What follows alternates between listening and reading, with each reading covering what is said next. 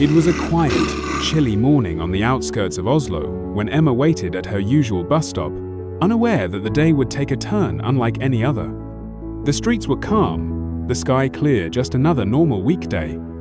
Then, from behind the thick trees nearby, a large brown bear emerged. It moved, slowly but purposefully, toward her. Her heart raced. Fear surged as headlines about bear attacks and forest dangers flashed through her mind. But something didn't feel right. The bear's eyes weren't wild or angry, they were searching, curious, almost pleading.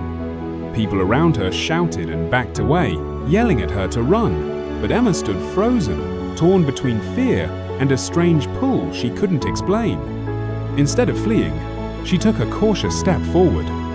The bear gave a low, soft growl, turned, and looked back at her, not threateningly, but as if it wanted her to follow. Against all logic, guided by instinct and an odd sense of trust, she followed the creature into the woods. As the city noise faded behind her, the forest swallowed her in silence and earthy scents. Emma quickly texted her location to her boyfriend, Olivier, just in case this turned out to be more foolish than brave. The bear led her deeper into the wilderness, constantly sniffing the air, pausing, growling softly, clearly uneasy. After some time, they arrived at what looked like an abandoned campsite. A tent lay in shreds, supplies tossed across the ground. Something had gone wrong fast. Rummaging through the debris, Emma found a leather-bound travel journal.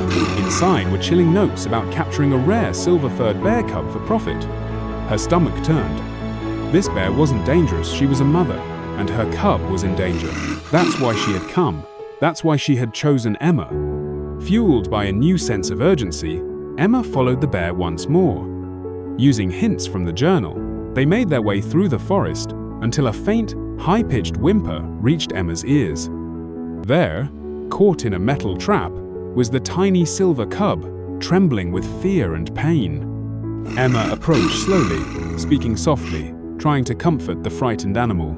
With great effort, she managed to pry open the cruel device. The cub hesitated only a moment before running into its mother's arms, a reunion so tender it brought tears to Emma's eyes. As the setting sun bathed the forest in golden light, mother and cub disappeared silently into the trees. Emma stood motionless, overwhelmed, transformed. When she returned to Oslo, the world seemed the same, but she wasn't. She had seen what most never would, a glimpse of trust between human and beast, and a call to protect something much greater than herself.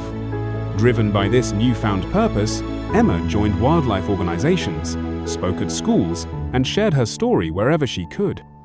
Each day, she worked to protect the natural world, knowing even the smallest action could spark real change. A chance encounter in the forest had led her to a deeper truth. We all share this planet, and we all have a role in protecting it. Her journey had just begun.